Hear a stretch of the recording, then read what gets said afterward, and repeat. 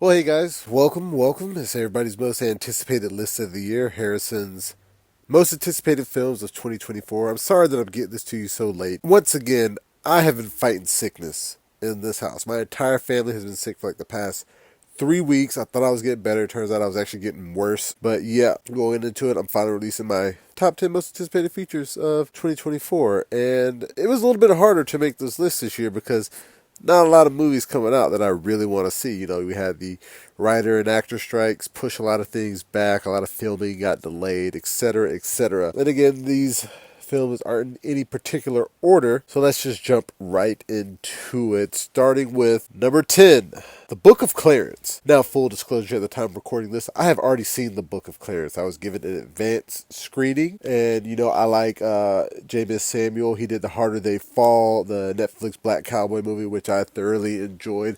And just from seeing the trailer, I was interested in what the story would be about. You got this guy who's interested in what makes Jesus so special, so he pretty much wants to become his own, Messiah-like figure to the masses. And after seeing, this film did not go the way I thought it was going to go, but it was still quite enjoyable. So yes, number 10, that was my first most anticipated movie of the year since I've already seen it. Number 9, Civil War. This is A24's first big budget picture, and it definitely looks interesting to me. Just like the title alone, a modern civil war has been something that has been in the minds of the masses for, I don't know, centuries, since the last civil war happened. We're like, can this ever happen again? Can the country ever get so divided that we, split up and fight? And the trailer, how do you know this movie is a fantasy is that the states that secede are California and Texas. Those states would never work together. Californians hate Texas and back and forth. Like that. That doesn't make sense. If it were like Texas and Alabama or like Texas and Florida, yeah, that make a little more sense. But California and Texas, how are they even working together with like New Mexico and Colorado and Vegas and all the, Nevada, all those states in between them? I'm interested to see how this works out, and also what is the reason for the divide. I like the cast. Jesse Plemons is in it in those awesome red sunglasses, so I hope he's on the winning side, even if he is a villain. It just seems very interesting to me. I can't wait to see it. Number 8, Kingdom of the Planet of the Apes. The Planet of the Apes trilogy will go down as one of the best trilogies ever made. The first film was great. The second film was even better. The third film was alright. It was a bit of a letdown, even though it has such a stellar cast. The story just didn't really work that well for me. I feel like it should have been called Exodus of the Planet of the Apes and not War for the Planet of the Apes. But this new one, Kingdom of the Planet of the Apes, this is 300 years later after the events of the last film. So we got brand new ape characters. All of the humans by this point have regressed into these mindless savages. And, I think the descendant of Caesar who's in charge now has moved away from the original tenets of Caesar, and he's like a dictator. So you got this new ape, and I can't quite remember his name. Let me look it up really quick here. All right, his name is Noah. Now, I'm not sure if he's somehow related to Caesar or if he has any connection to the royal bloodline, but he's going to be the main character that we follow. Now, this film is directed by Wes Ball, who did the Maze Runner franchise, and I think he's also getting that live-action Legend of Zelda movie as well. I am very happy for this. I hope it turns out to be great. Number 7, Kung Fu Panda 4. I grew up watching Kung Fu Panda. I love Jack Black. I love the lessons taught in those movies. I think the best one was the first one. I really don't remember what happened in the third one. The second one I know is with the fireworks bird thing. What are they called? Like a peacock. He shot fireworks, whatever. I know it's with the second one, but the first one was my favorite. Tai Lung is one of the greatest animated villains of all time. And I was happy seeing him on screen again. Even if he's not going to play a major part in the movie, I know the villain in this one is a chameleon magician who can take the forms of, posed past villains. So at least we'll get some form of Tai Lung in this movie. But it looks great. There's going to be a new Dragon Warrior, which it looks like it's going to be Aquafina. I know she's hot right now in a lot of these voice roles, but it looks great. It's bringing Kung Fu Panda to the modern day, and it does look like DreamWorks is continuing to use that new animation they started with the bad guys and Puss in Boots: The Last Wish, so I can't wait to see if this story turns out to be as good as the others. Number 6, Godzilla X Kong: The New Empire, or Godzilla Cross Kong: The New Empire, or whatever that X in the middle means. I'm interested in seeing this movie. I want to see what they're doing now. It looks like the Scar King, which is this kaiju orangutan, is going to be the villain. Rumor is he controls some sort of ice titan that actually is the one who froze all the titans to begin with in the beginning. Like in the second film, King of the Monsters, King Ghidorah was frozen in ice. And it was actually because of this ice titan that the Scar King controls. He did that, so he's planning to, bring the Earth to a new ice age, and Godzilla and Kong have to stop him. There's a baby Kong, a baby orangutan, who Kong is going to adopt. It just looks cute. Of course, you have to put that in movies now so they can sell toys of him. And Godzilla's getting a new form. He's coming out with, his spiky pink hair and his new longer arms. And so, yeah, we'll see what happens in this film. At this point, these MonsterVerse movies have just gone into ridiculousness, and I'm just along for the ride. It's kind of like Fast and the Furious. That's exactly what this franchise has done. It has become Fast and the Furious. The first one, at least the first two, started out pretty normal, and now we've gotten to this point of it's like, okay, they're basically magic. So, yeah. Number 5, Joker Folie.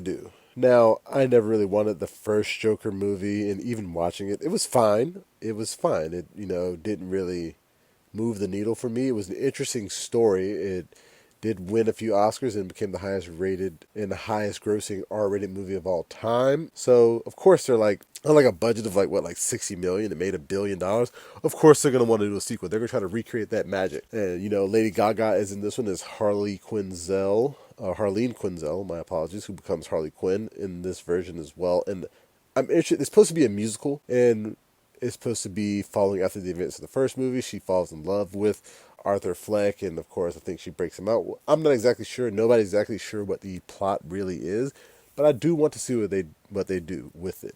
Now, in an era where comic book movies are not doing too well, I don't see this one making $1 billion. I don't think this will be another Avatar, The Way of Water situation. I think it'll do well. If they kept the budget modest, it'll do well.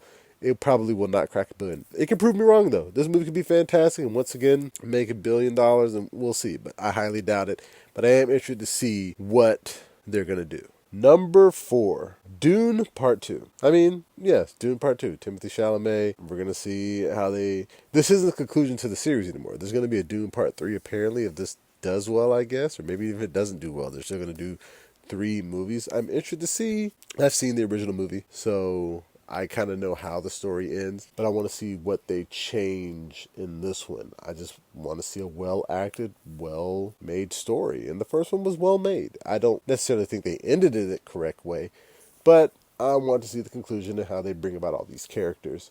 So, yeah, Dune Part 2. Number 3, Ghostbusters Frozen Empire. This was originally known as Ghostbusters Firehouse. I think they changed the name recently when the new trailer came out. This is basically a follow-up to the last film, and that it looks like they're back in New York. All of the characters, they're out of the Midwest, back in New York, and there's this mist coming in and freezing everybody. The death chill, I think is what they called it, and they have to stop it.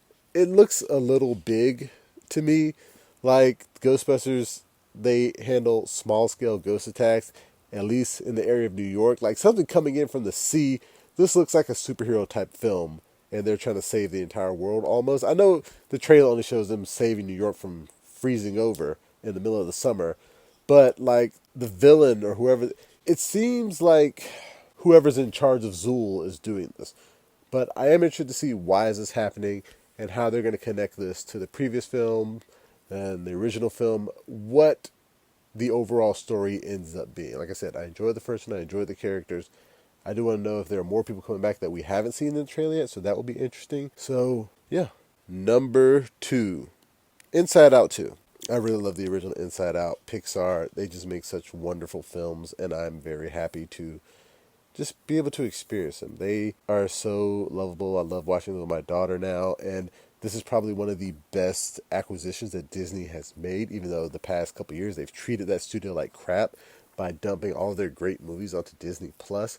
So when they actually do release one in theaters, like Elemental, it started out not doing well because people were like, I'm going to wait till it drops on Disney Plus. Luckily, eventually, it built up a following and it made some money. But yeah, moving forward, Pixar movies go to the theater. If you're going to put something on Disney Plus, it is the Disney Animated Studios movies because those are take it or leave it, like Wish. Like, come on, you guys can do better than that.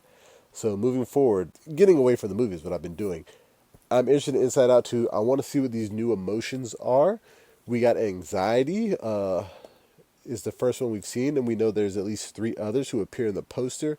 So I do want to know what these new emotions are, and if they stick around, if they're in a different part of the brain. Because in the first movie, Riley's parents, they still have the base emotions. We don't see any new emotions that we didn't see in her. So I wonder if they're gonna have like a flashback to where they were like off in the corner or something like that, or we'll just see. So yeah, I'm excited to see how well this does, and if it does do well, I'm pretty sure we're gonna get an Inside Out 3. Number one, Deadpool 3, or the untitled Deadpool movie, or Deadpool and Wolverine, whatever they end up calling it. I'm excited for this film. I'm so excited for this film. This looks like what Doctor Strange in the Multiverse of Madness should have been. It is an all-out battle to, I don't know, save the multiverse or some sort like that. I don't know. It's Deadpool and Wolverine. We already know that Jennifer Garner is going to be back as Elektra. Ben Affleck's going to be back as Daredevil. We've seen clips online of Toad. We've seen clips online of Sabretooth. We've seen, apparently, Halle Berry has dyed her hair white again. She's going to be in the movie. So many people are going to be in this film, and it seems like it's going to be a rip-roaring good time. It's the only Marvel movie coming out in 2024. They had to push everything else out because it's crap, and they need to fix a lot of things. But this one apparently is going on schedule. So I hope it does well, and I hope it is a great send-off for the Fox universe, moving into phase 6 of the MCU and bringing Deadpool in and everybody else over into Secret Wars and whatever Kang Dynasty becomes. And we'll see if Kang is even mentioned, because, Jonathan Majors was let go, unfortunately. And he might get rehired. We don't actually know. We don't know about the time, but it's the only Marvel movie. I hope it's good. I hope it's enjoyable. And yeah, I really want a good Marvel movie, because they just had a rough go at it this past year, and they really need to win. And hopefully Ryan Reynolds and Hugh Jackman can deliver it to him, because, like I said, it does look like it's going to be an enjoyable feature. So that is it, fans. That is my top 10 most anticipated features of the year. A little bit longer than last year, but in terms of length of this video. But yeah, and hopefully they're all good. I remember my list last year. Some of those films actually disappointed me, but hopefully these are good. Remember, if you want to watch the reviews I post for these, you can find them on YouTube and the website, flipfrogllc.com/flixfrog. And if you can find me on Facebook, Instagram, Twitter, and Reddit. And remember to like, share, and subscribe. Please subscribe. Subscribe to everything Flipfrog, Flixfrog, Flipfrog Books. Make sure that you subscribe. Last year, I said we needed to get to 200 plus subscribers, and we did. At this moment, we have 205. Next year, let's take it up to 300 plus. 300 plus subscribers. Like, share, subscribe, do all that stuff for me. And until next year, I'll be seeing you.